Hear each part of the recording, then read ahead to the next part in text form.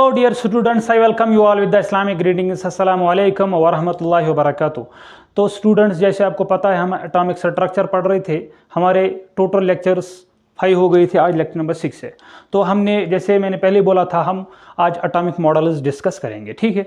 तो डिस्कस करते हैं। पहला हमारा एटॉमिक मॉडल, पहला Thomson's model of atom. Thomson's model of atom. देखो, वैसे एज सच इस पे कोई क्वेश्चन नहीं आते और ये बिल्कुल सा छोटा सा मॉडल है, लेकिन देखो पहले शुरुआत इसी ने की थी मॉडल के बारे में, स्ट्रक्चर के बारे में, तो इसको पढ़ना ज़रूरी है। पहले इसको सलामी करनी होती है साहब, अब ठीक है। तो आगे चलते फिर इसके बाद, ठीक है। तो चलते डिस्कस करते atomic Thomson's model of atom. देखो भाई साहब, इसने क्या बोला? इसने बोला एक एटम जो है हमारे पास, एटम जो है वो स्फेरिकल स्ट्रक्चर है। क्या चीज़? Spherical in shape. ये हमारे पास क्या है? एटम। तो भाई साहब इसमें क्या होगा? देखो, ये लाल वाला जो है ये प्रोटॉन है। ये लाल वाला क्या है? प्रोटॉन। ठीक। तो इसमें ये मैं रखूंगा, वैसे ब्लैक मेरे पास है ही नहीं। ये है इवनली डिस्ट्रीब्यूटेड इलेक्ट्रॉन्स। इसने क्या बोला थॉमसन ने? Atom is spherical in shape. ठीक है, ये क्या है? Atom spherical in shape. और दूसरा इसने बोला it is also called as watermelon model। watermelon model, plum pudding model भी बोला जाता है।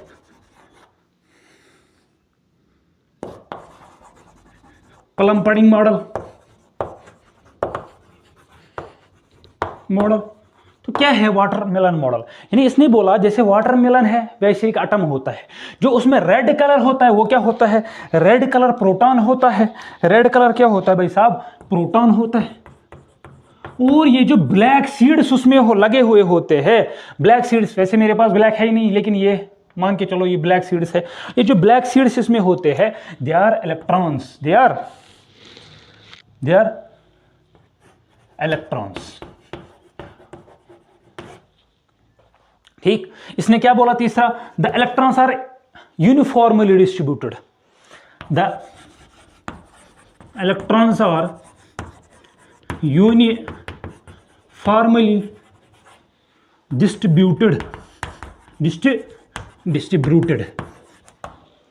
ठीक है। तो पॉइंट नंबर 4 इसने बोला ऑल्सो जो मास ऑफ प्रोटॉन है, जो प्रोटॉन है वो भी क्या है? Uniformly distributed. Protons are also uniformly distributed. ठीक है। प्रोटॉन्स भी क्या है? प्रोटॉन्स भी यूनिफॉर्मली डिस्ट्रीब्यूटेड है एक एटम में। अच्छा, इसने और क्या बोला? इस मॉडल को also called as static model. क्या बोलते? It is also called as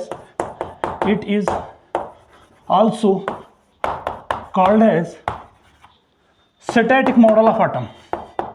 static यानी रुका हुआ, स्टैटिक मीन्स रुका हुआ, static model of atom. It is also called as static model of atom. ठीक है। तो भाई साहब देखो, अगर आप खुद सोचो, ये पॉजिटिव है और ये क्या? इलेक्ट्रॉन्स। देखो यहां पे क्या होगा? इलेक्ट्रॉन्स रिपल करेंगे और ये पॉजिटिव नेगेटिव क्या करेगा? अट्रैक्ट। यानी ये अनस्टेबल है। यानी अगर हम ड्रॉबैक देखेंगे, इसको बोला भाई साहब ये इलेक्ट्रॉन है, ये पॉजिटिव के अंदर है, ये खुद रिपेल करेंगे और यहां पे पॉजिटिव नेगेटिव अट्रैक्ट करेगा, तो कैसे स्टेबल बनेगा? ये इसने प्रूव नहीं किया। तो भाई साहब हम बोलेंगे drawback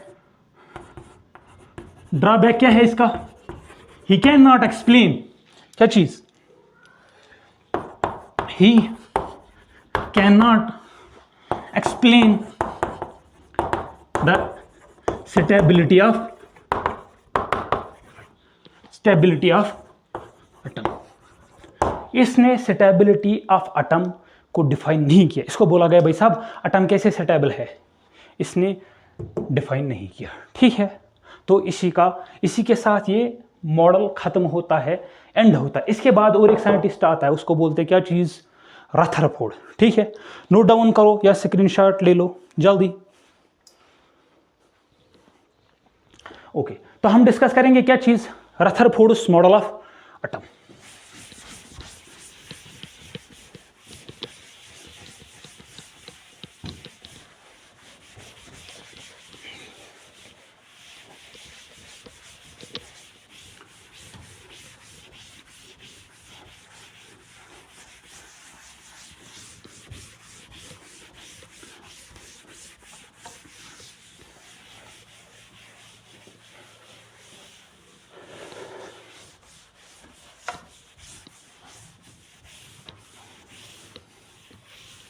Rutherford's model of atom. देखिए,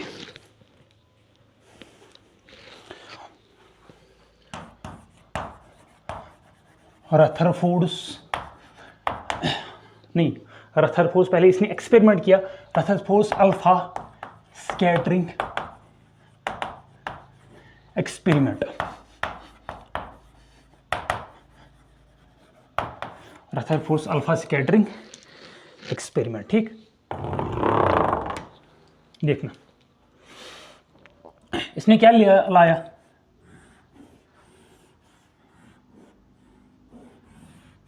इसने एक रेडियो एक्टिव इमिटर,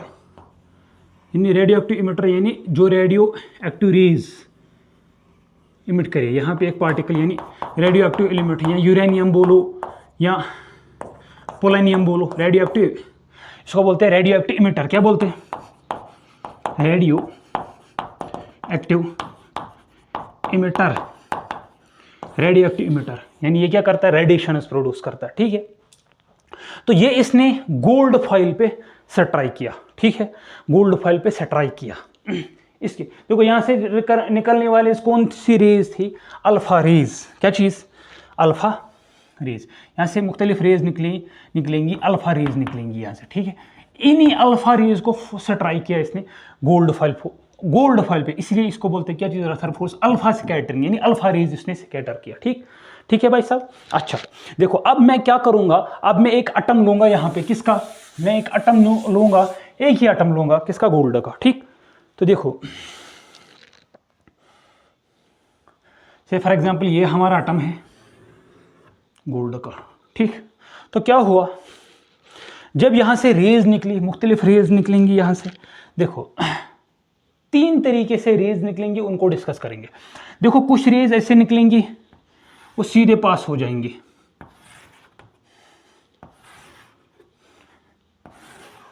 ठीक, 1 सेकेंड।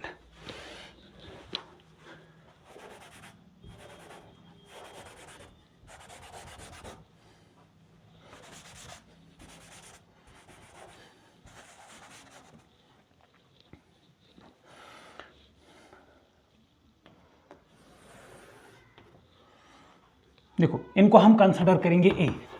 ठीक है, कुछ रेज निकलेंगी, कुछ बहुत स्मॉल, लेकिन इससे बहुत कम। देखो जब कुछ रेज निकल रही है तो वो क्या होंगे, थोड़ा सा डिवेट होंगे। देखो ये रेज कहाँ पे से ट्राई करेंगी, यहाँ पे हमने एक गोल्ड फॉइल रखी है, गोल्ड फॉइल नहीं, एक स्क्रीन प्रोड्यूस किया है बैक में, इसको क्या बोलते हैं, जिंक सल्फाइड स्क्रीन।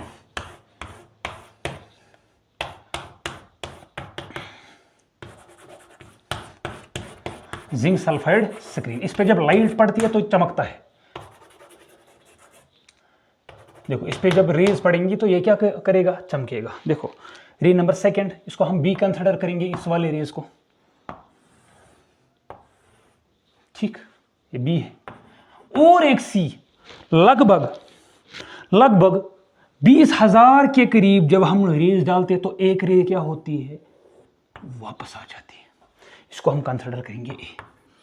ठीक है, तो क्या किया इसने, देखो यहां पे कोई शैडो नहीं बनी, यहां पे कोई शैडो नहीं बनी, यानी डार्क यहां पे इस एरिया क्यों बना, देखो 3 रीजन इसने डिटरमाइन किया, एक तो रीजन ये वाला और दूसरा ये रीजन और तीसरा ये रीजन। सुनना, इसने क्या देखा, पहला point the most of the particle, देखो यहां पे हम ऑब्जर्वेशन और वहां पे कंक्लूजन उस जगह हम लिखेंगे। ठीक है, एक जगह ऑब्जर्वेशन और दूसरी जगह क्या चीज, कंक्लूजन।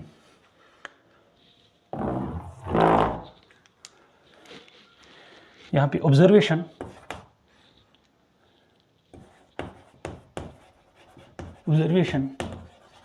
और यहां पे क्या चीज, कंक्लूजन। इसने क्या देखा, पॉइंट नंबर फर्स्ट, देखो most of the alpha particle यानी ए, मोस्ट ऑफ द, चल रहा है भाई, दिखाई दे रहा है आपको, हाँ दे रहा है, most of the alpha particle, सुनना देखना क्या चीज, most of the alpha rays hits और passes the gold foil, passes the, hits नहीं लिखेंगे, passes लिखेंगे, passes the gold foil, passes the gold foil without any deflection, without any deflection या deviation। Point number first, इससे क्या conclude हुआ, यानी most of the space, जो atom की मोस्ट ऑफ द स्पेस है वो क्या है, empty. The most of the space of atom is empty. ठीक, पॉइंट नंबर सेकंड, देखो इसने कैसे पता चला, देखो अगर मैं इस रूम में हूं तो कोई बाहर से कुछ पत्थर या कुछ फेंक रहा है, ठीक है, अगर यहाँ पे कोई बंदा नहीं होगा, बहुत कम 1-2 बंदे हम रखेंगे, तो प्रोबेबिलिटी अगर वो 10 पत्थर मारेगा 1 या 2 लग जाएंगे किसी को, वो क्या, अगर 1 या 2 लग जाएंगे किसी को, वो क्या बोलेगा, भाई साहब यहाँ पे बहुत कम बंदे हैं, ये बोलेगा ना, यानी जो मैक्सिमम स्पेस इस रूम की है वो क्या है, खाली, तो यही बोलेगा ना भाई साहब, हाँ यही बोलेगा। तो सिमिलरली इसने भी यही बोला, जो मैक्सिमम स्पेस है वो क्या है, खाली है। पॉइंट नंबर सेकंड, इसने क्या बोला, पॉइंट नंबर सेकंड बोला जो रेज है, कुछ रेज डिवेट हुई certain angle, some alpha rays deviates by certain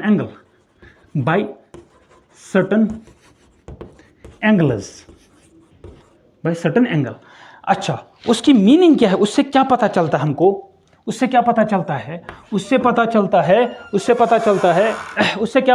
है, जो सम रेज डिवेट होती है सर्टेन एंगल से, उससे क्या पता चलता है भाई साहब, उससे पता ये चलता है, देखो अगर कोई रे डिवेट होगी तो वो 2 रीजन से होगी। अगर हमारे पास ये पार्टिकल है पॉजिटिव पार्टिकल, तो हम क्या करेंगे, अल्फा पार्टिकल अगर कोई यहाँ फेंकेंगे, यहाँ इस तरह फेंकेंगे, तो भाई साहब क्या होगा, ये अल्फा पार्टिकल, ये जो पॉजिटिव है ये भी पॉजिटिव है, तो क्या होगा, इसकी वजह से डिवेट होगा, यानी इसकी वजह से रिपल्शन इस पे लगेगी, इसकी वजह से अगर इस पे रिपल्शन लग जाएगी तो डिवेट होगा।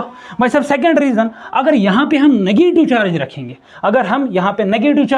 जो अल्फा रेज हमसे ट्राई करते हैं वो पॉजिटिव पार्टिकल है, तो यहाँ पे हम नेगेटिव चार्ज अगर हम रखेंगे तो वो डिवेट इसकी तरह होगा, यानी जो डिवेशन हो रही है उसके पीछे 2 रीजन है, या तो भाई साहब पॉजिटिव होगा, पॉजिटिव की वजह से रिफ्लेक्ट होगा यानी रिपल होगा, इसकी वजह से डिवेट होगा, या नेगेटिव जो है, नेगेटिव पार्टिकल इसकी वजह से अट्रैक्ट होगा। भाई साहब सिमिलर यहां पे लिखा मैंने, some alpha rays deviates by certain angle, इसके पीछे रीजन क्या है, जो एटम है इसमें क्या है, इसमें तो एक पॉजिटिव चार्ज है, नेगेटिव चार्ज, एटम कंटेन्स क्या चीज, इक्वल नंबर ऑफ पॉजिटिव या equal number of protons as well as electrons, यानी इससे पता ये चला एटम जो है एटम जो है वो क्या इलेक्ट्रिकली न्यूट्रल है। Point number second. Point number third last, देखो ये जो एक रे है, अबाउट 20,000 रेज, अगर हमने 20,000 रेज इस पे फॉल किए तो एक रे क्या हो रही है, वो डिवेट होती है by an angle of 180 degree. क्या अबाउट वन रे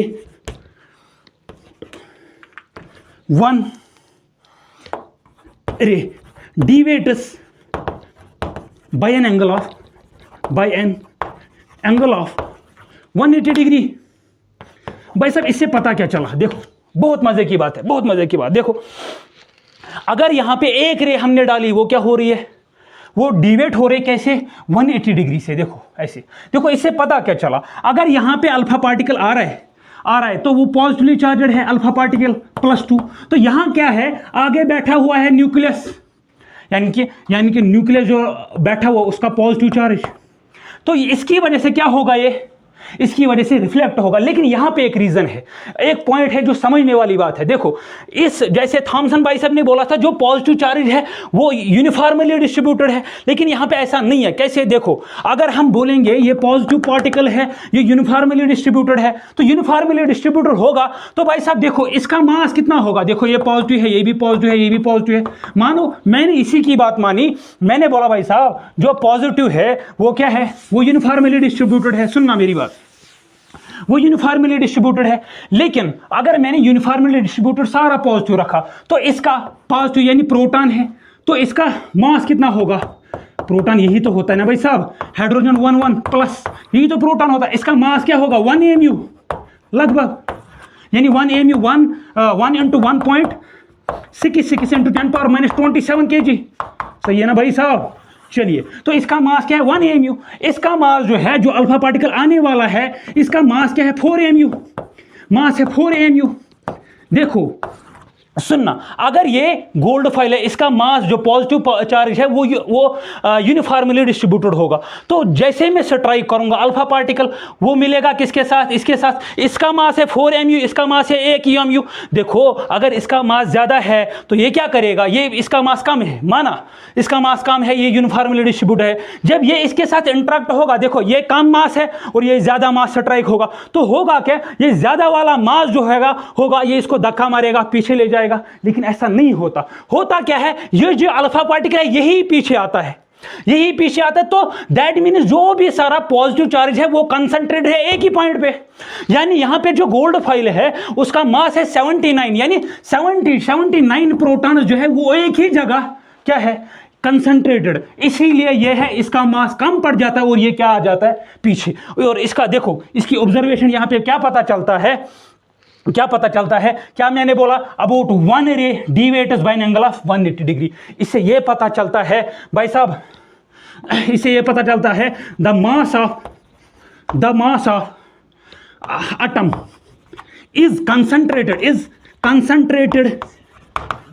eight a very small area या वेरी स्मॉल वॉल्यूम।